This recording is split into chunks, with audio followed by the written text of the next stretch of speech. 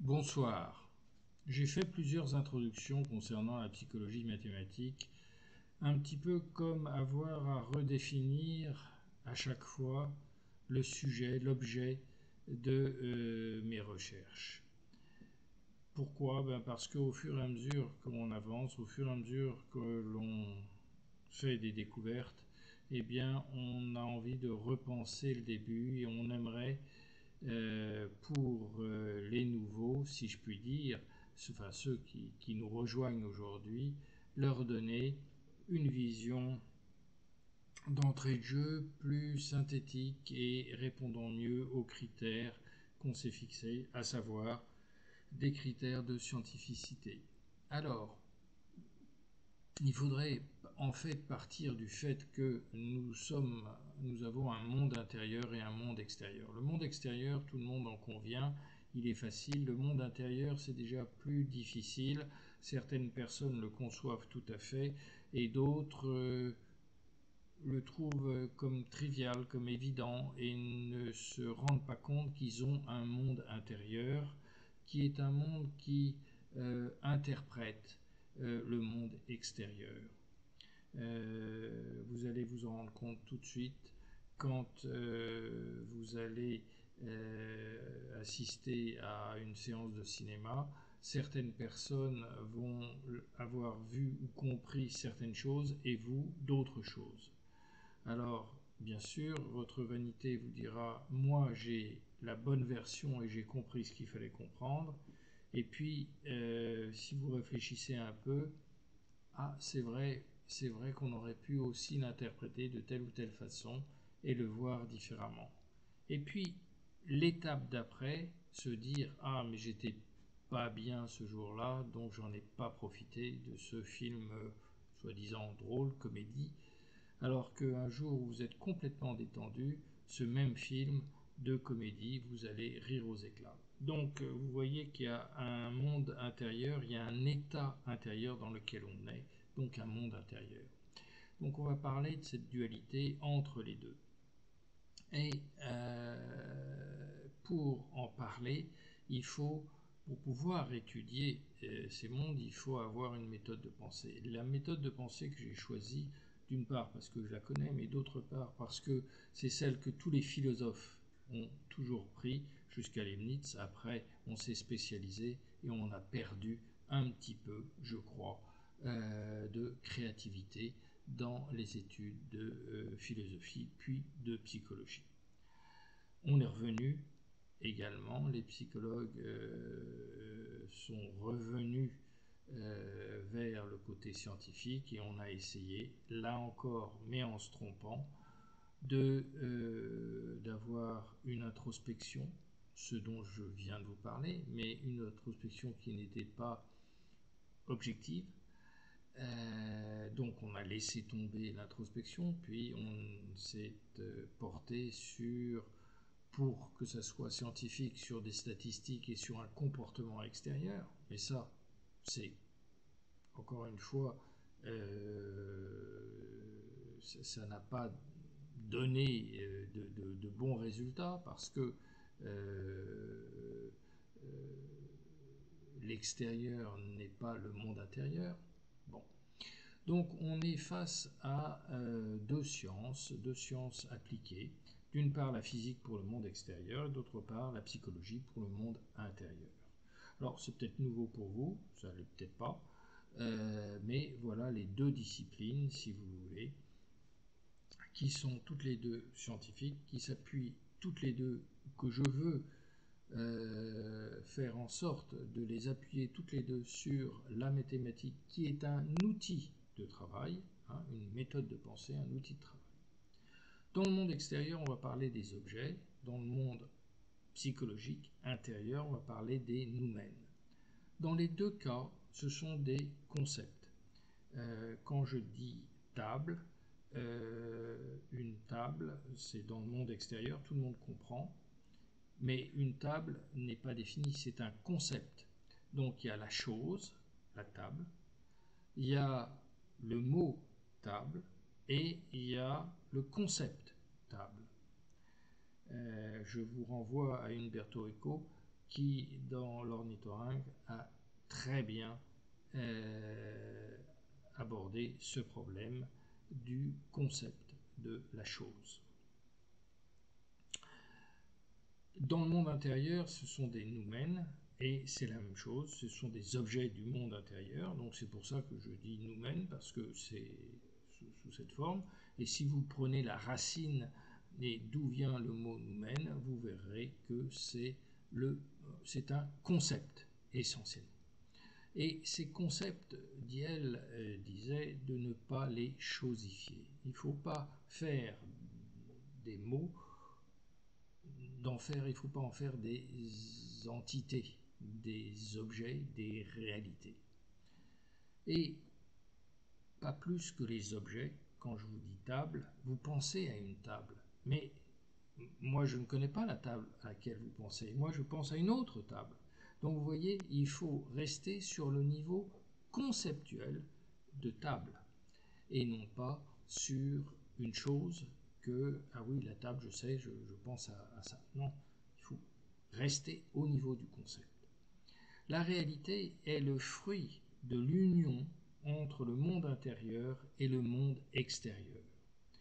Alors, le fruit de l'union, c'est toute la psychologie est là, et c'est pour ça que j'ai démarré par la dualité, parce que le but est de réunir, d'unifier ce monde extérieur et ce monde intérieur.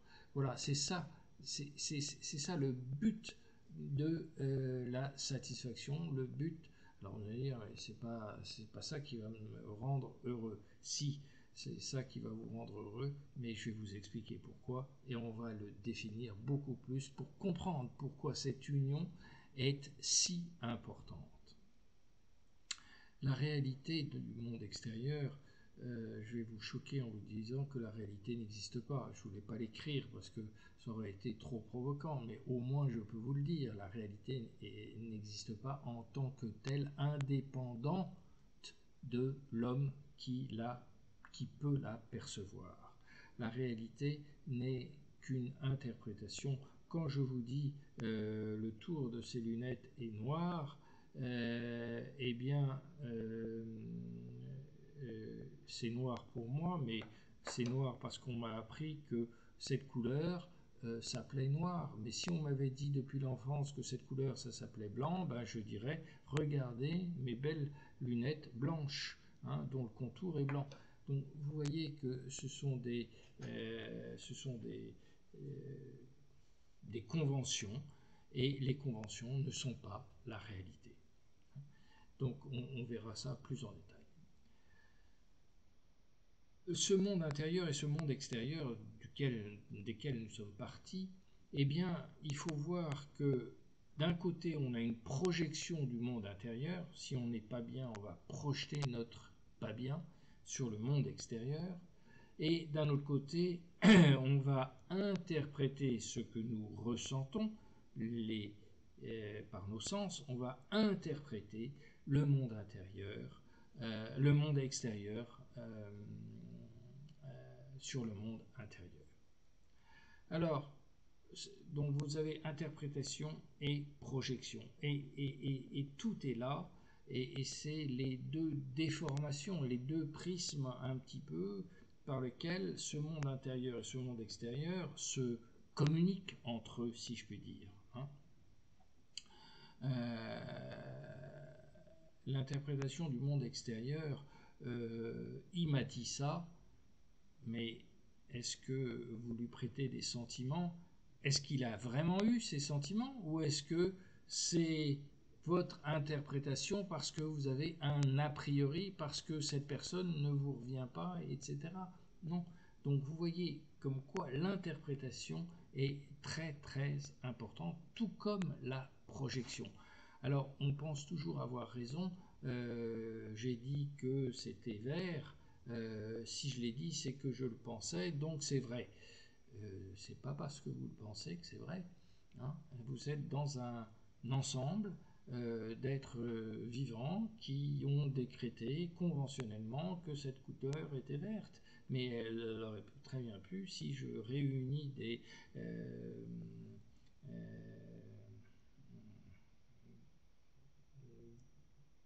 des personnes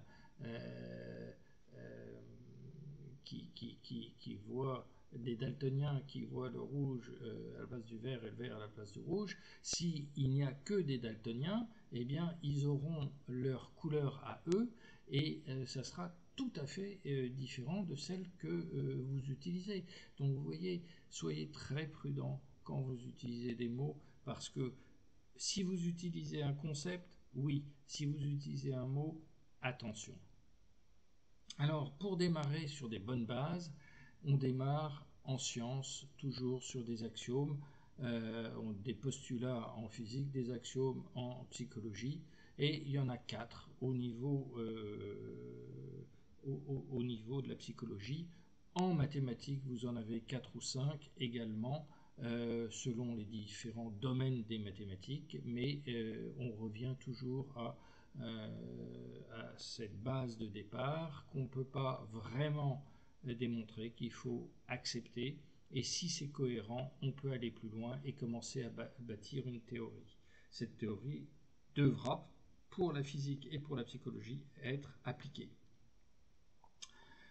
Ces 4 axiomes, c'est tout organisme vivant cherche sa satisfaction, l'homme ne peut pas sortir de son cadre spatio-temporel, la coulpe vitale est par définition même l'insuffisance biologique de tout être vivant, et l'espèce humaine est soumise au processus de l'évolution. Avec ces 4 axiomes, vous pouvez définir toute la psychologie, ce que nous allons faire. Donc vous voyez à quel point est tout le travail qui a été fait jusqu'à présent pour pouvoir, et je m'appuie là sur 35 livres, 36 livres, qui ont été rédigés depuis 70 ans, dont l'essentiel par Paul Diel, par Janine Solotareff, par moi-même, pour justement aboutir à une véritable science. Les noumènes ont 2 composantes, tous les objets du monde intérieur ont 2 composantes, la représentation et l'affect ou l'émotion, si vous voulez, sont les 2 composantes. Et quand vous avez ce fil directeur, vous pouvez vous aventurer, si je puis dire, dans le monde intérieur parce que vous allez retrouver le lien entre tous ces noumènes, et ces noumènes vont être de la même nature. Et s'ils sont de la même nature, on pourra faire un ensemble. Si on en fait un ensemble, on pourra les regrouper entre eux, et il suffira à ce niveau-là d'ajouter une opération, comme si on pouvait additionner par exemple des désirs. Alors ce ne sera pas une addition au sens classique du terme, mais ce sera quand même une opération qui, de 2 désirs, pourront en faire un plus complexe, plus puissant, plus complet, et ainsi de suite. Donc, vous voyez pourquoi c'est important de pouvoir trouver des invariants dans les objets du monde intérieur, tout comme on va trouver des invariants dans les objets du monde extérieur. Les mathématiques nous aideront à travailler là-dessus. Alors, le deuxième aspect qui est très important, c'est que les noumènes reflètent, comme vous avez vu, on a le monde intérieur et le monde extérieur. Le monde, l'objectivité et l'inobjectivité, si je puis dire. On a nos imaginations négatives qui sont les rêvasseries, et nous avons quelque peu la réalité qui est une réalité anthropomorphique vis-à-vis de nous-mêmes. Donc, on peut, si vous connaissez un peu les mathématiques, le corps des complexes, c'est R2, c'est x plus iy, avec x et y appartenant étant donné des réels. Donc on va pouvoir décrire, si vous voulez, la partie réelle et la partie imaginaire. Ce qu'il faut, c'est faire en sorte que la partie imaginaire soit égale à la partie réelle de nos sensations, etc. Et à partir de ce moment-là, si notre réalité est égale à nos imaginations, nous allons être en phase, donc en accord, et on va agir correctement. Par conséquent, les noumens sont des objets, si je puis dire, des concepts qui ont 4 dimensions. Et on pourra à partir de là commencer à formaliser la psychologie complètement et retrouver toutes les valeurs, si je puis dire, d'une science pour pouvoir la décrire correctement. Les transformations qui s'opèrent. Alors, selon Paul Diel, le terme fonction, c'était en 1950, il l'utilisait dans le sens littéraire, à savoir qu'il l'utilisait pour décrire servir à. La fonction du désir est de, c'est-à-dire le désir sert à faire se projeter dans le futur, etc. Au niveau de l'EHEPM, et tel que je le définis, la fonction, je l'ai pris au sens mathématique du terme, et la fonction, c'est se transformer en. Donc, vous voyez, c'est pas tout à fait la même chose. La fonction en termes mathématiques, x est en abscisse, f de x, la fonction de x, c'est en ordonnée, c'est le y dépend de x, donc f de x dépend de x, et ça se transforme, le x se transforme en f de x. Donc je l'ai pris sous cette forme-là. Pourquoi? Parce que face aux noumens que j'étudiais, qui sont encore une fois des concepts, eh bien, j'avais besoin de pouvoir travailler dessus et voir, pour comprendre le fonctionnement psychique, voir quelles étaient toutes les transformations qui s'opéraient d'un noumen sur un autre, que ce soit le même qui s'enrichisse ou que ce soit à chaque fois des noumens indépendants, peu importe, mais il y a une dynamique à travers ces noumens, et pour décrire cette dynamique, ce mouvement intérieur, comme on décrit le mouvement extérieur, eh bien, on est obligé d'utiliser, si vous voulez, ces termes.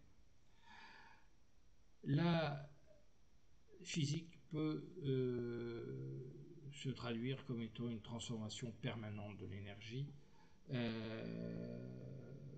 La psychologie peut se traduire comme étant un mouvement psychique, une dynamique intérieure, une transformation également permanente de l'énergie intérieure.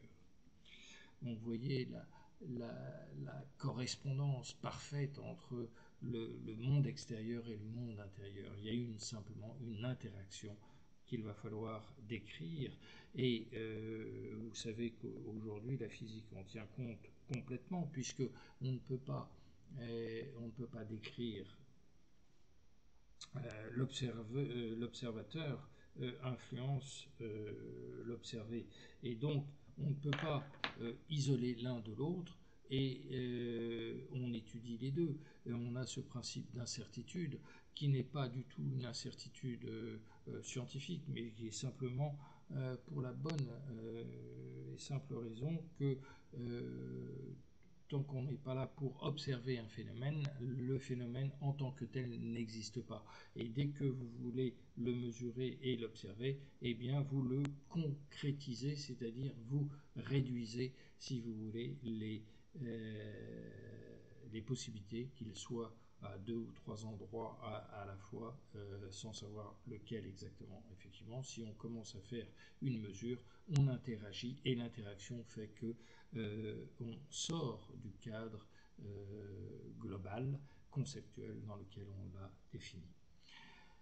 Donc on va avoir quoi? On va avoir un ensemble de lois, on va avoir un ensemble de noumens, donc on va travailler sur un ensemble qu'on va doter de certaines structures, et on va avoir des fonctions. Et ces fonctions ne seront pas commutatives, pour la bonne et simple raison que si vous avez faim et soif, eh bien vous ne pouvez pas intervertir le fait de manger puis de boire, ou de boire puis de manger.